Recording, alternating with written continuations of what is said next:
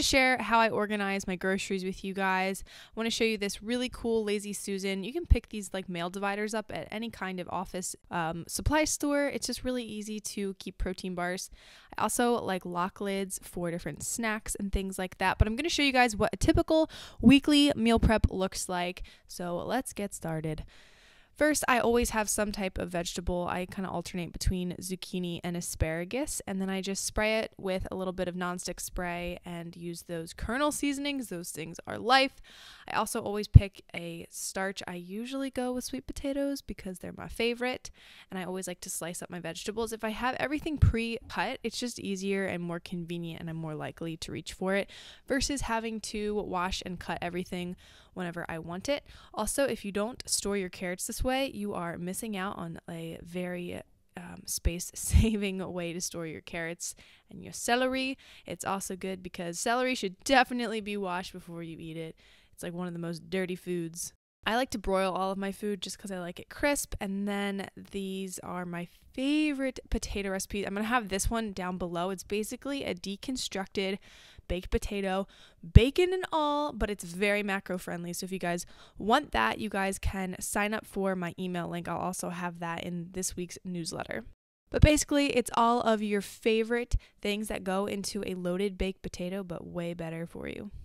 Now, even though I don't have to take my food anywhere, since for the most part I can eat my meals at home, this just helps me to not have to think about my next meal as much.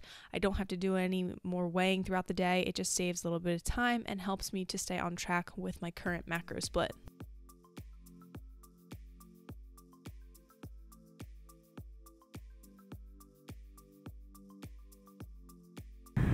We are at Josh's game right now. It is freezing. It doesn't feel like May.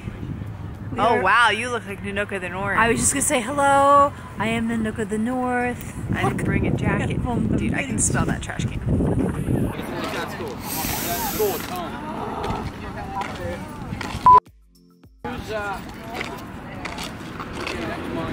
Hello. Hello. Oh, that was not a good game. Oh man. Well, he's gonna be not happy. I just feel bad, you know? Sure. You know, works hard. He works really hard. Yeah, he does work hard, and it's disappointing. And just to fill you guys in, I actually did not get to go do the meatball thing today because Bobby had the date wrong. It's tomorrow, so it was not cloudy with a chance of meatballs today. It was cloudy with no meatballs, but Mom made homemade sauce, so check this out.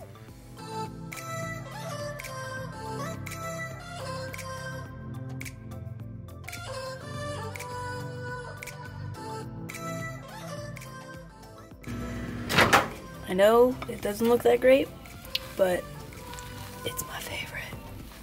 This needs Ready Whip though.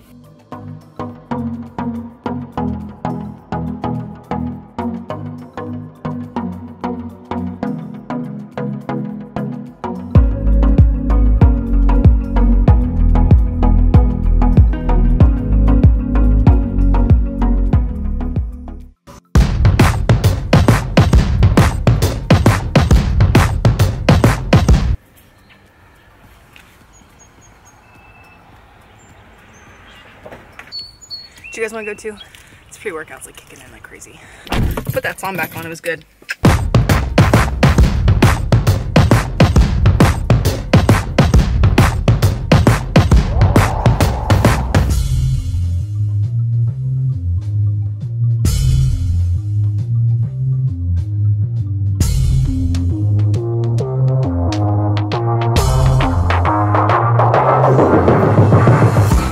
One thing that I'm frequently asked is, Haley, what do you do for work besides YouTube and all that? So I actually am the creative director and photographer for Weatherspoon Organics.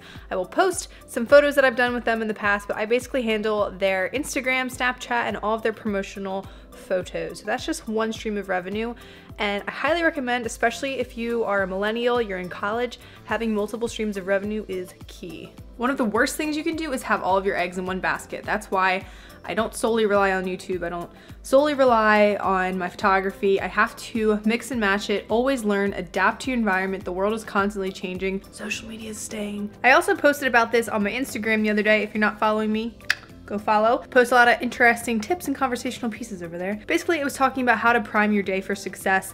The 3 things, it's actually like 5 if you really want to go all out, things you can do for 10 minutes in the morning, and you have the time. I promise you, get up 10 minutes earlier. Don't give me that excuse. Because I am juggling a lot of things, and some people say it's better to focus on one thing to make it, you know, excel, which is so true.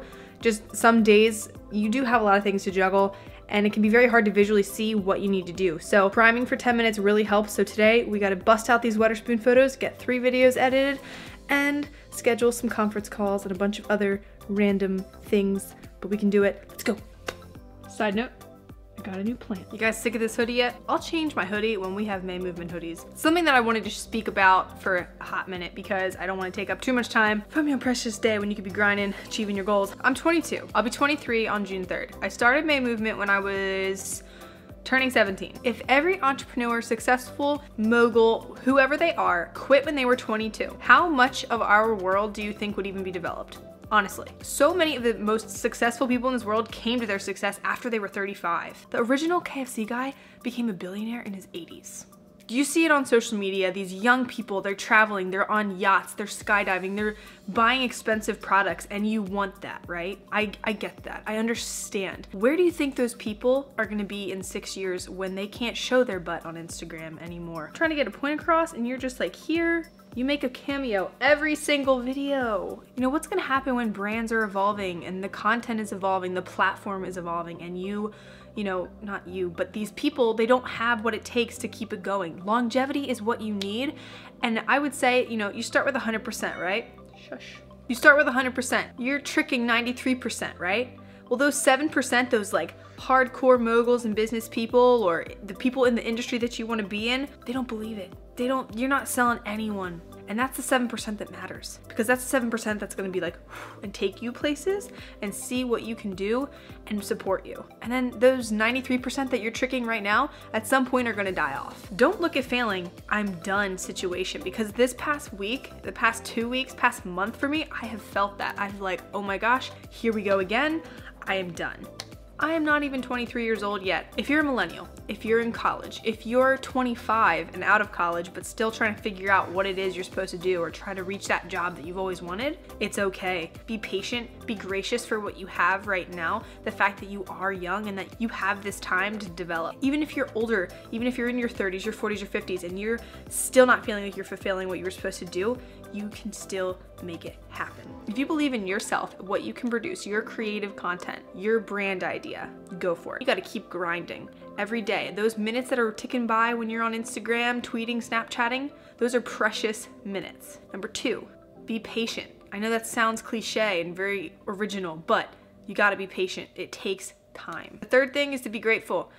Whatever you're in right now, whatever situation you're in, even if it's kind of crappy, be grateful. Someone is always in a worse off situation than you are. I think the problem with our generation is just investing and educating ourselves in really what's going on. And I'm not talking about politics necessarily or who's doing what in Hollywood, but I mean things about the stock market, how to file your taxes by yourself, things that are happening economically, things that can help to propel you, to help you succeed. If you're buying into all this other political pop culture bullcrap, you're buying into what they need and you're making other people wealthy. Take some time, educate yourself, invest in yourself, and you will prosper. Investment accounts, money that you don't touch. So that way when you are 35 and 40, you look back and you're like, wow, I totally forgot. Hopefully you don't actually forget, but you're like, I have an investment account. Awesome. You're never too young to start this stuff, guys. So look into investment accounts and be aware of what's going on. Start learning about the stock market. Seriously, learn about it. This is something that's brand new to me. Start researching it. Because when you have a job, people can only pay you so much.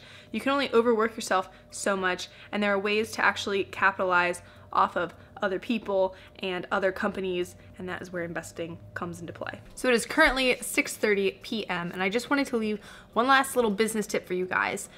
If you are in a position where you are afraid to reach out to someone because you're afraid of rejection or them not responding or anything like that, or you just don't believe in yourself enough, I want to give you a little piece of advice. Right now, I am currently pitching a proposal. This is a very large brand. I've worked with them in the past, but I wanted to create an ongoing relationship with them, and emailing someone like that can be a little bit intimidating because it's like, okay, oh my gosh, they're like they're big, they're mean, they make a lot of money, they're successful, blah, blah, blah. When I've talked to people in the past about why they're not going after their dreams or why they're, you know, hesitating, it's because they're afraid. They're afraid of someone who they think is in more authority than they are telling them no. I told this to my mom the other night because I was so heated talking about my movement with her, like in a good way. Like I was really fired up and like excited and sharing stuff with her. If I would have been afraid of people who I felt were above me, I would have never been able to do some of the things that I have done with the May Movement bracelets back in the day, or worked with some of the brands that I've worked with. And I'm not saying that I'm not at the top of my game. I'm just sharing life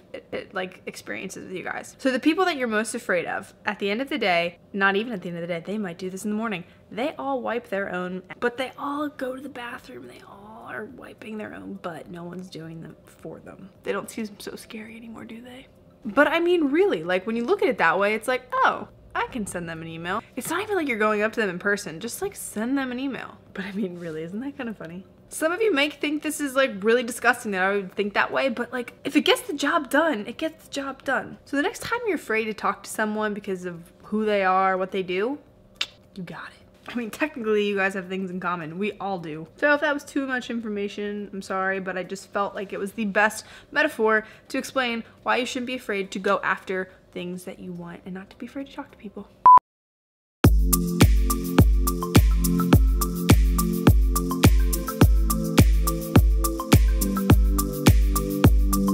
It's me, Mario.